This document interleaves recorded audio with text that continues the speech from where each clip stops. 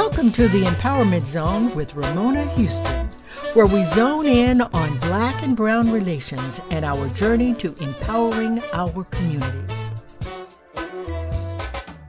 Thank you for joining the Empowerment Zone. I am your host, Ramona Houston. Today we have Dr. Hector Montenegro, who is President and CEO of the Montenegro Consulting Group. I am delighted to have Dr. Montenegro today because he too is an educator. He has been a math teacher, which math has always been my favorite subject. He's been a principal, a chief of staff for the DC Public Schools, and deputy superintendent and superintendent of schools for 3 school districts of Texas. He has a doctorate from the University of Texas, so we share alma maters, which is delightful to hear. But let me tell you more about Dr. Negro's work.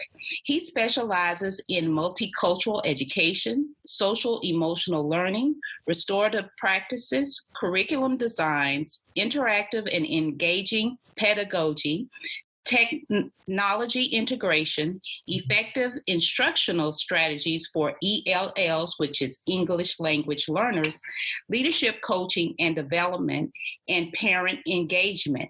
So he's well versed as an educator. And he has served on various national boards, and he has received numerous awards as an educator.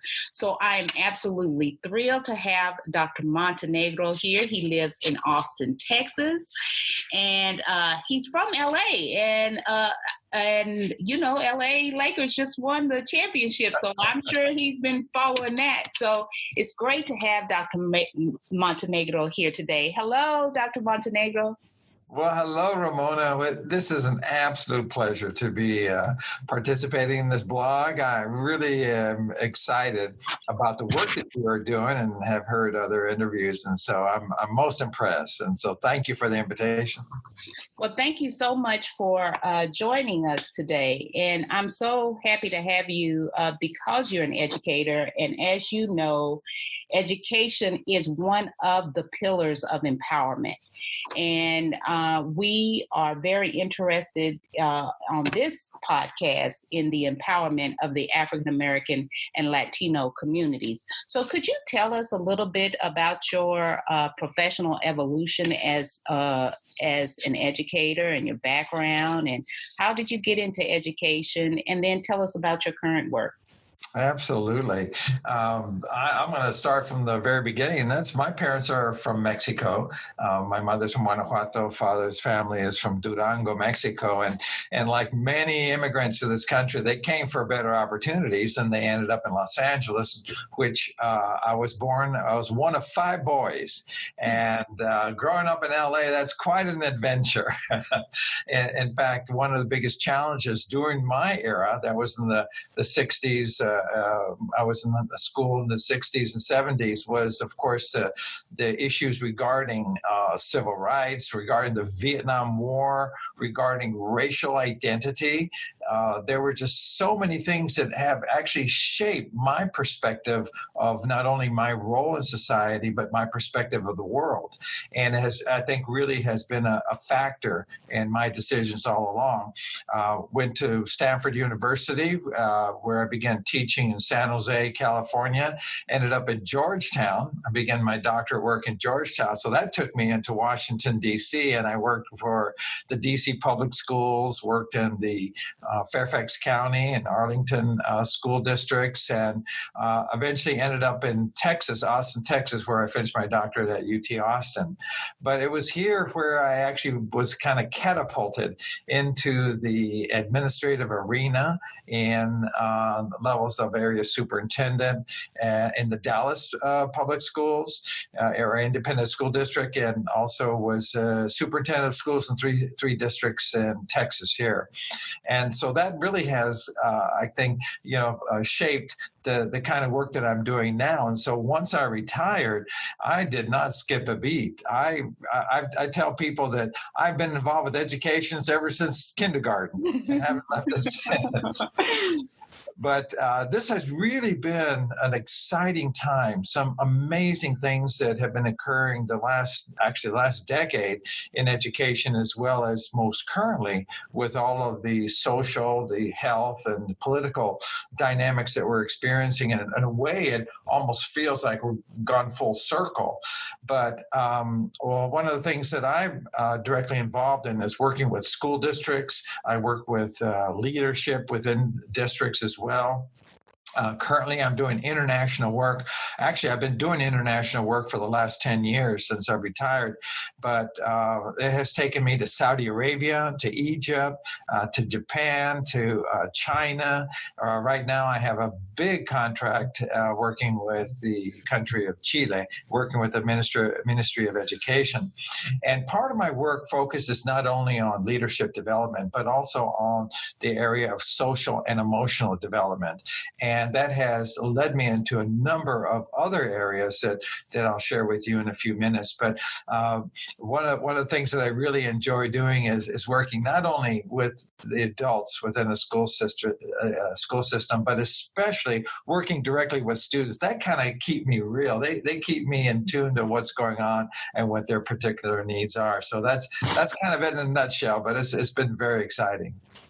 So thank you for telling us a little bit about your background. I know today we're going to focus on the 4 threads of an equitable transformational educational leader. So could you tell us about those 4 threads and what that means for educators and how does that empower educators?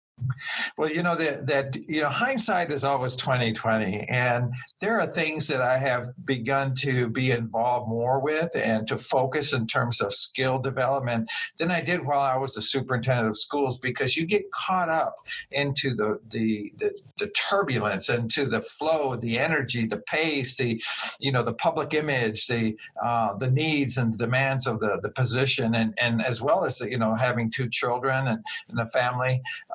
You want to balance your life. And I always say, I wish I knew then what I know now. I probably would have made a lot of different decisions.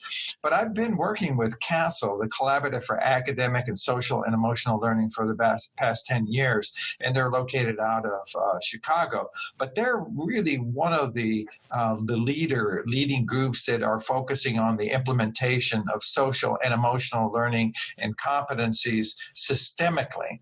And so I've worked with school districts, I've worked with communities, and again, also working internationally. And what that has done is helped shape my experience and also my perspective of the work. So currently, I'm also a chairman of the board and a faculty member of the Transformative Educational Leadership organization. And we had, it's a newly established nonprofit in which we bring in 60 to 70 cohort members, and they participated in a year-long program in which we work with them in terms of developing their skills and competencies to be more effective leaders.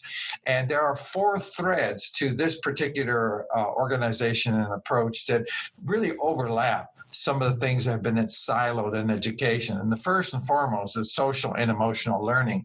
That's deliberate practice of SEL competencies. And CASEL has a wheel in which they identify the 4 competencies, and that's self-awareness and self-management, social awareness, and also relationship skills, which combine together to help us make responsible decisions that are in the best interest of all those that we serve. And that SEL competency is an ongoing process. It's not about knowing about emotional intelligence and trying to implement it in a programmatic way, but it's a part of the personal evolution, the personal dynamic that helps shape the way we think, in terms shapes the way that we make decisions and how we do things. The second thread is mindfulness, that capacity to be present in everyday life, the awareness of not only your own gifts and skills and competencies, but the application and particular moments in time, especially now. We need this more now than ever because of the stress of the COVID-19, of students coming back to school. Teachers are saying, even though they're veteran teachers, transitioning over to virtual learning or hybrid or even social distancing, it's like becoming a first-year teacher all over again. It's a whole different set of skills. The third thread within TEL, the Transformative Educational Leadership program, is equity. And that's really becoming more aware and understanding of the historical and current structural inequities that exist within our society. And what has happened now with this social distancing and isolation, we are seeing the consequence of systems that have been built around inequity, and the issue regarding connectivity, participation, inclusion have really been magnified. And we have a lot to go in terms of addressing the issues we're confronted with. And finally, taking the SEL thread, the mindfulness, that ability to manage your emotions and to be present, and to also understanding what drives your personal decisions, and equity within a system, combining that to form a leadership strategy and capacity to respond to crisis, to respond to the demands and needs of our community, to be more inclusive, and also to take a more global perspective and what it is that we're trying to accomplish within our educational system, and what we're trying to do to serve our community. So that's kind of it in a nutshell. But again, these are the different components that I have worked with. My own personal journey and search for the meaning in my life has really contributed to the development and the integration of these four threads, which I think are essential for all leaders. So thank you for sharing those four threads. And it seems like you're working within yourself to be a greater leader through incorporating these threads into your leadership strategy, your own personal leadership strategy. So if looking at, you talked about bringing cohorts in, what do you think is the biggest transformational impact that you have on leaders that participate in this program? Well, I was saying, I work for a number of different programs with parent engagement, with English language learners. One of the things that I really value and appreciate with the focus of the TEL program is the emphasis on a diverse participant demographics. So we actively recruit people from different backgrounds, from personal experiences, racial, ethnic backgrounds. So out of the 60 participants we have this year, over 50% are people of color. There's gender diversity, there's identity diversity. And what we're trying to do is to establish a network of people that come from such a diverse background, and to guide the conversation around these four threads in order for us to grow personally and to transfer that personal evolution into a more effective, inclusive, equitable, and participatory work and learning environment. And so we're finding that the intention that we have is to ensure that diversity provides the participants a greater scope of experience, rather than just bringing a whole lineup of keynote speakers, because that's what we do. We have 2 webinars a month. We recently had Peter Senge to talk about systemic thinking, and also we'll have Tim Shriver, who is the board of the CASEL organization. He's a board chair of the CASEL. We've had some very significant speakers throughout last year and this year that really have contributed to the personal growth and development. Valerie Brown, that has written a number of books and have led groups to focus on mindfulness. We have Margaret Wheatley, and just a number of really significant speakers that really have contributed to the growth of all of our participants. So how have your participants responded? What do they say that they get out of the program after their participation? And I know I'm glad you mentioned that you bring in a diverse cohort, because I do believe that in learning, much of the learning that you have is not necessarily just from your instructor, but it's also from the people who you are in class with, that you get to have these conversations from diverse perspectives. Mm-hmm. And so anyway, can you talk a little bit about how you see how the cohorts have expressed how they have been impacted by the program in terms of their leadership development skills?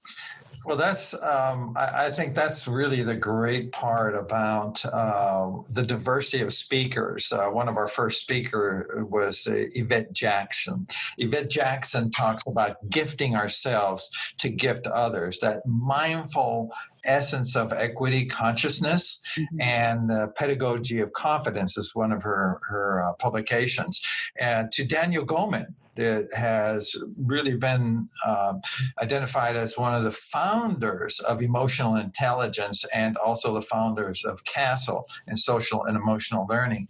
And basically what this has done has really stretched their thinking and hearing the many different perspectives regarding mindfulness, regarding emotional intelligence, regarding equity, that really has allowed the participants in our cohort meeting. So we've taken the 60 and divided into 5 different cohorts and are led by 5 veteran educators and experienced individuals who have a track record in terms of equity and mindfulness and leadership development, that we spend time with them stretching their thinking. And because of the way that the cohorts are designed, we allow them to explore their own emotions. We allow them to compare notes with one another. And it really has reshaped the way that they see the world, the way that they understand. And when we get our feedback after each session,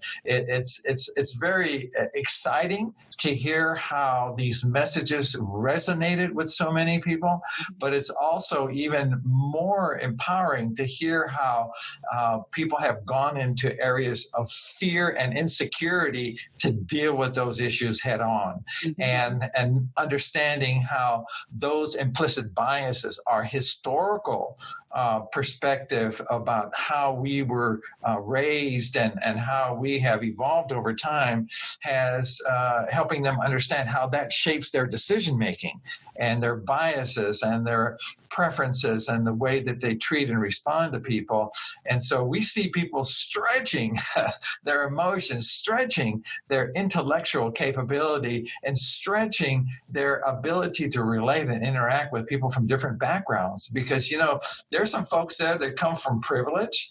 There, like I said, there's Asians, there's African Americans, there's Latinos, there's white, there are indigenous populations. So we're dealing with all of these issues regarding intersectionality, and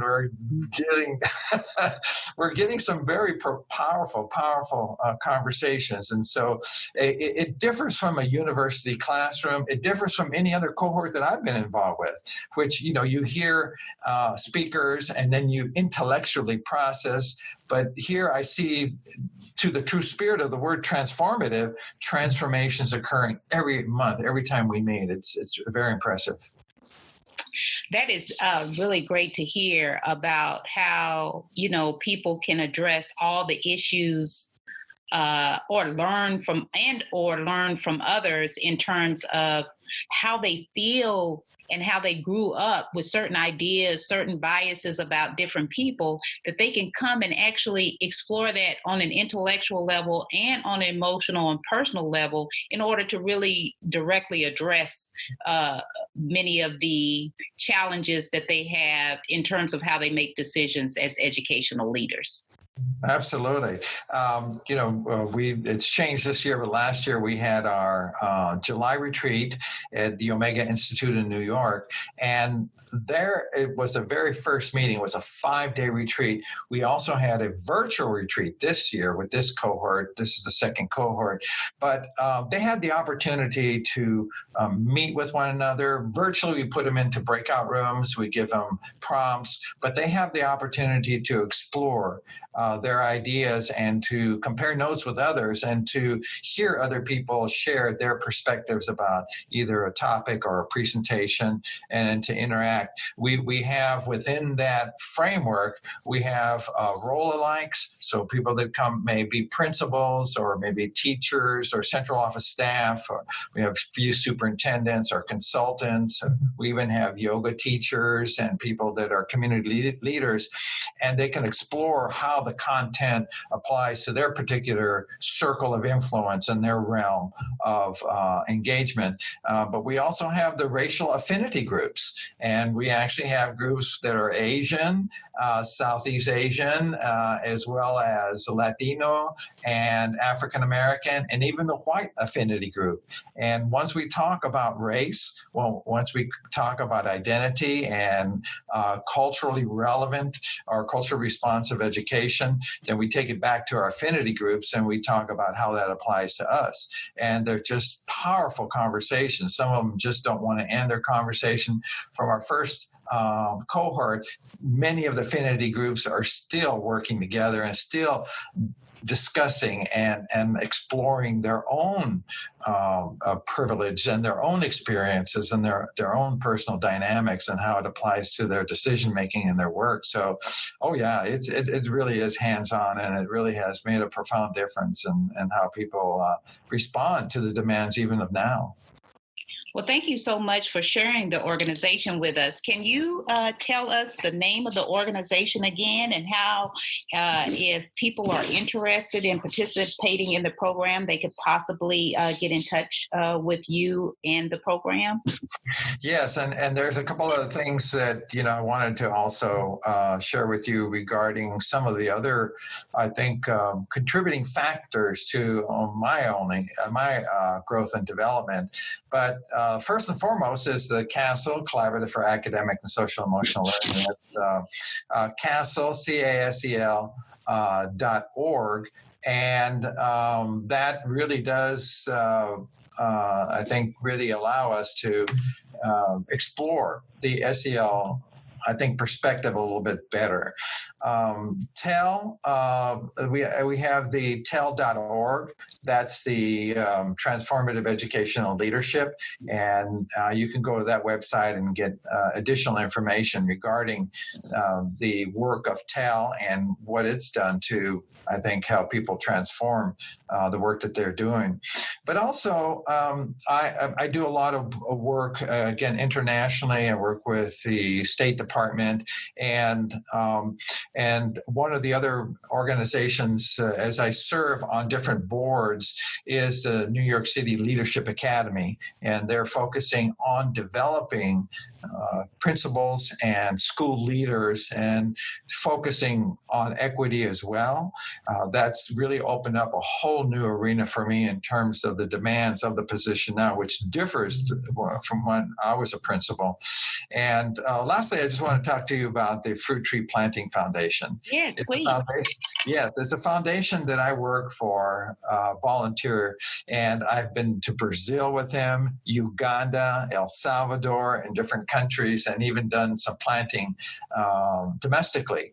And what that has helped me do, in addition to the more formal work I do, this work allows me to go into different communities throughout the world and to see some of the basic needs that we as human beings have, and also the common family ties, the emotions, the desire to belong and to participate and to be validated.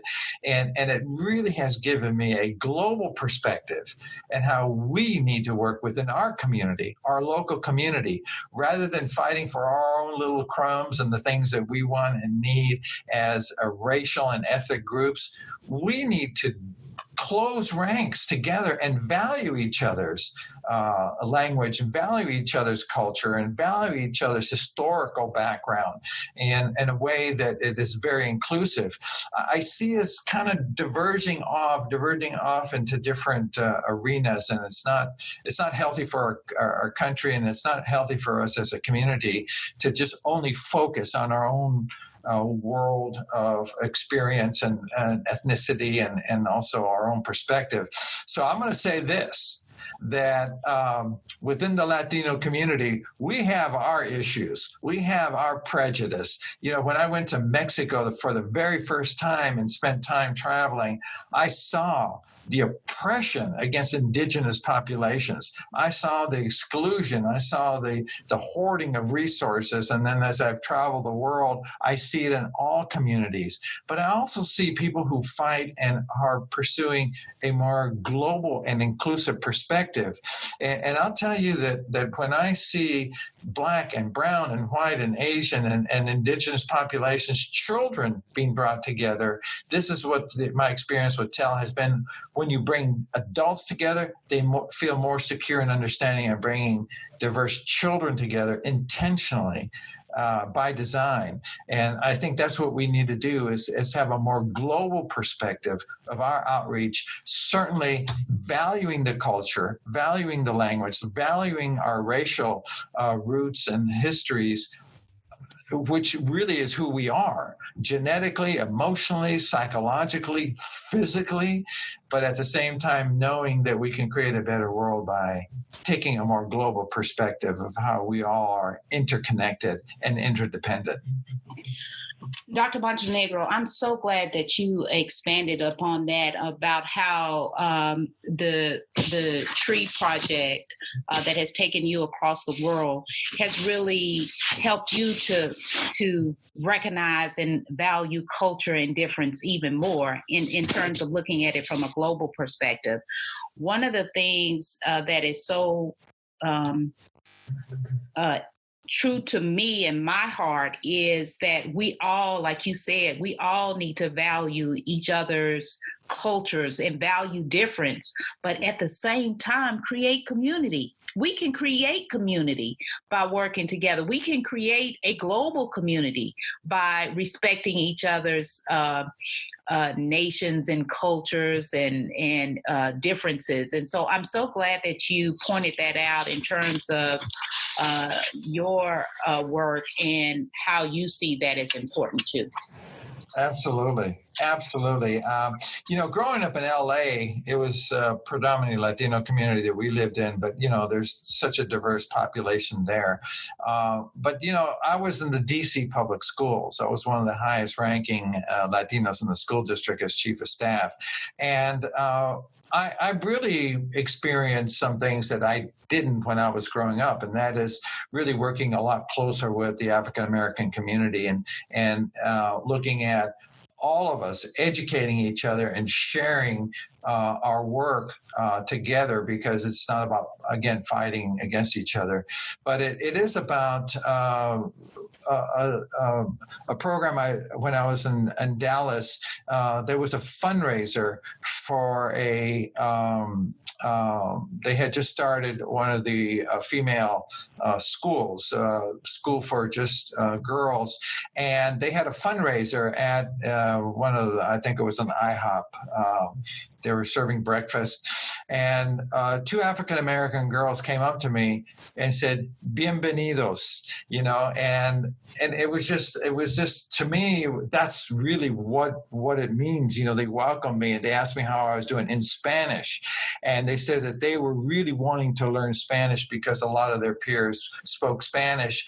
And rather than resenting and dividing, it was combining and learning from one another, and what a lot of people don't often acknowledge, even within the Latino community, we have such a diverse racial makeup. We have Dominicanos that are from African roots and speak Spanish. We have Panamanian that are Spanish speaking, but they're also descendants from Africa, and just diverse populations throughout all the Latino community. And one of our common threads, of course, relates to the Spanish history of Spain. So we have a lot of cultural similarities, and yet when we come and look at the sort of the rainbow, the difference of cultures and racial makeup of our Latino community, I can't help to say, my Black brothers and sisters, we are closely tied. We are connected. We have a lot more in common than we do different. And I think it's true for the white community, Asian, African American, and the indigenous populations. We do need to close ranks and learn more about each other. Totally agree with you. Thank you so much for expanding on that. And if you I want to leave with a call to action to our audience. And I'm a big advocate for social responsibility and each of us embracing our role and responsibility to contribute to society. So if you could leave our audience with a call to action, what would that be? Well, right now, under our current circumstances, there's just an outcry for us to be very proactive. I think going back to understanding our own particular state of mind, our own particular needs, the first thing is take care of yourself. You can't serve others if you can't really take care of yourself. And it's like I heard the saying is, you can't pour from an empty cup. Mm-hmm. And I think we need to be stronger emotionally, physically, psychologically, and spiritually. And that is a part of the decision-making process that we have in order to better serve our community in a more inclusive and proactive way. So I think the call to action is that we absolutely need to close ranks. We need to get out there and vote, and we need to vote responsibly. Mm-hmm. It would shape our better society for all of us. So right now is get out the vote, get out from all communities, and knowing that we are in this together, and the only way we can solve these problems is that we close ranks and we work collectively and collaboratively. Great advice. Take care of yourself and make sure you take care of the community and nation by going out and voting. Thank you so much, Dr. Montenegro. It has been such a pleasure to talk to you today, and I want to have you back because you are so engaging. And I love your ideas and your background and everything you have to offer, and I'm sure my audience would love to have you back as well. Absolutely. My pleasure. And again, I wish you continued success. You're doing great work. Continue to get that word out there and bring in folks that can help communicate that message. Thank you.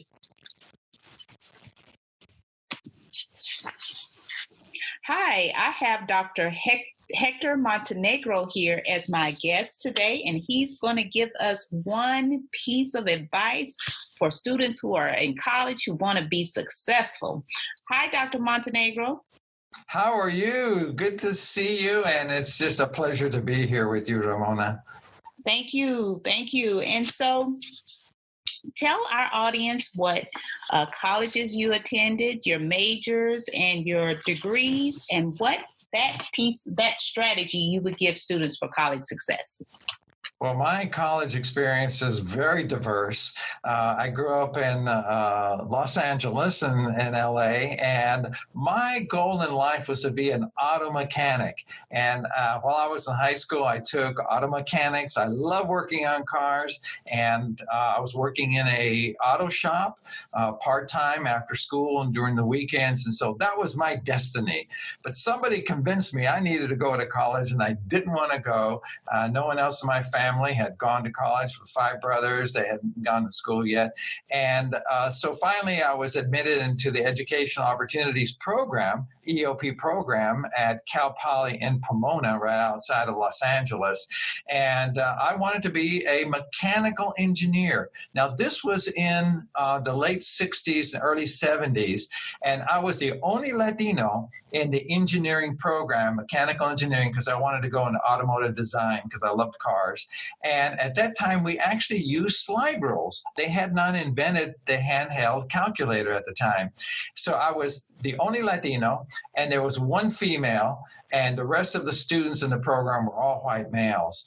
Well, I really had a hard time adjusting to that cultural transition there. And but my involvement was with the MECHA, which the Latino organization, university organization, and the only one at the time, El Movimiento Estudiantil Chicano de Aztlán, which really promoted the education of Latino students. So I got involved with that and changed my major to education because I started tutoring children in the city of Pomona, and that just changed my life. That one decision, that was like that fork in the road, that whether to stay in engineering or to get into education. And I decided to go into math education because I had a math background. Well, I ended up graduating and a degree in math, and then I was accepted to Stanford University in the teacher core program. So I couldn't afford college when I went to my undergrad, so I was in the Educational Opportunities Program. The teacher core program paid for my education at Stanford University, and so that's where I got my teaching degree and began teaching math in San Jose, California. But also at Stanford, I got involved with student organizations that helped me through that university. Later on, I got accepted into Georgetown University to begin my doctorate studies on a Title VII grant, which was part of the bilingual education program there. But once I got involved with the school district, I became a principal in 2 schools in the DC area and became a chief of staff. Then I moved to Austin, where I finished my doctorate degree at UT Austin and became superintendent of schools of 3 districts. So here's my word of advice.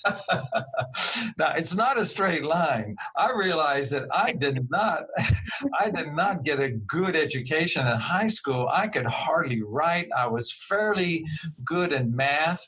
But what saved my life is turning to others for help, being involved with support groups, getting tutors, getting resources to help. You can't do it alone. And you really have to hang out with the right people that are really interested and committed into completing their education and that are in your field as well. I changed my major. There was nothing wrong with that. Sometimes people think, oh, God, you can't even decide. That's okay. Look at I'm approaching 70, and I'm still trying to figure out what I'm going to do when I grow up, you know. But in college, it's a matter of exploring, of learning. Explore your different areas of interest, but also expand your borders. There are people from many different backgrounds and many different experiences. And so that social context, balancing out that academic, was, to me, life-changing and really helped me through the rest of my academic career. Otherwise, I saw points all along the way. I almost didn't finish, almost dropped out of undergrad, almost didn't finish Stanford, but others pushed me along, and I almost didn't finish my doctorate degree. My advisor just kept prodding me and saying, do it, you can do it, you know? And here I am. Dr. Hector. Who would have known?